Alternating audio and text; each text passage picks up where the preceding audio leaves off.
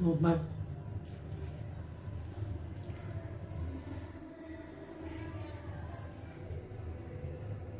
కావాల్సిన పదార్థాలు చూద్దాం. దొండకాయలండి 1/2 కేజీ కట్ చేసుకొని పెట్టుకున్నాను. చిన్న చిన్న ముక్కలు కట్ చేసుకున్నాను. చిన్నవి అయితే తొందరగా మగ్గుతాయి, లేదనుకో చాలా టైం పట్టిద్ది. అందుకే చిన్నవి కట్ చేసుకున్నా. ఒక ఉల్లిపాయ, కొంచెం చింతపండు ఇంత, ఒక 6-7 పచ్చిమిరకాయలు, 3 టమోటా, చింతపాయలు. ఇప్పుడు ఎలా చేసుకుందామో చూద్దాం. చూసేయండి. స్టవ్ వెలిగించానండి. స్టవ్ వెలిగించి కొంచెం అన్నం బాండి పెట్టి నూనె వేసాయండి 2 టేబుల్ స్పూన్లు. చూడండి, ఇది బాగా కాగినాకండే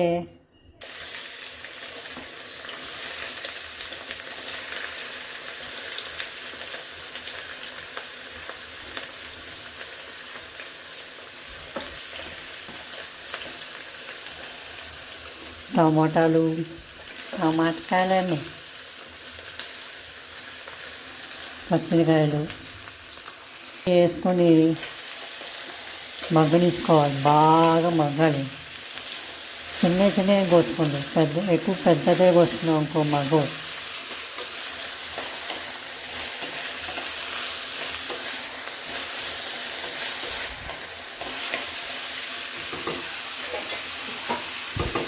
మూత పెట్టుకొని కొంచెం మీడియం ఫ్లేమ్లో పెట్టుకొని మధ్యలో తీస్తా కలుపుకోవటం ఉందండి.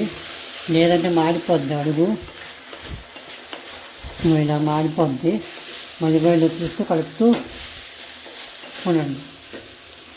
బాగా మగ్గాలి, మెత్తగా కావాలి ముక్క. కొంచెం మగ్గినాక ఇప్పుడు వేసుకున్నాం కదా, తొక్కులో ఏం లేకుండా తీసుకున్నాం కదా, చింతపండు కూడా వేసేసేయండి. వేసేసి బాగా మగ్గనియాలి. ఇంకా మగ్గాలి. 1 గంట సేపు పట్టింది. ఆలోపు ఇంకో 2 పాటలు వేసేసుకోండి. బాగా మగ్గాయండి. దొండకాయలు, టమాటాలు, పచ్చిమిరకాయలు అన్నీ మగ్గాయి చింతపండుతో సహా. ఇప్పుడు స్టవ్ వేపేసుకొని చల్లార్చినాక మిక్స్ చేసుకోవటమే. చల్లారినాక మిక్సీలో వేసుకొని ఇట్లా మిక్సీ చేసుకోండి.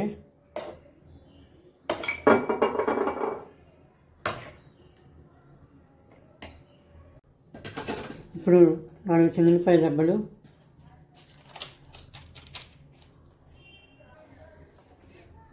సాల్ట్ కావాల్సినంత,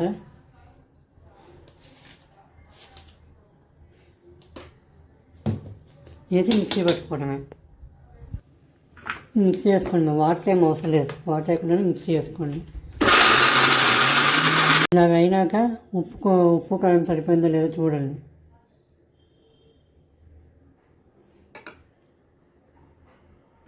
ఉప్పు కారం చూసాను సరిపోయింది. ఇప్పుడు ఉల్లిపాయ కట్ చేసుకున్నాను కదా, ఉల్లిపాయ వేసుకొని 1 నిమిషం తిప్పేసి ఆపేసుకుంటున్నాను.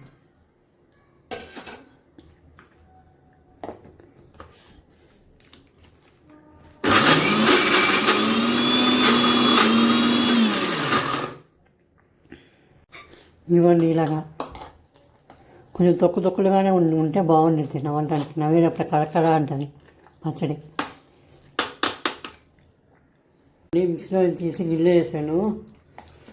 నాకి చూశానండి. అబ్బా ఏముంది, ఉప్పు కారం అంతా సరిపోయింది. అన్నంలో కాసంత నెయ్యి వేసుకొని తింటే సామినంగా నోట్లో నీళ్ళు ఊడుతున్నాయి. దొండకాయ పచ్చడి వేసుకున్నాను. ఇందాక చూపించా కదా ఎలా చేసుకున్నాము. టేస్ట్ చేద్దాం ఎలా ఉందో.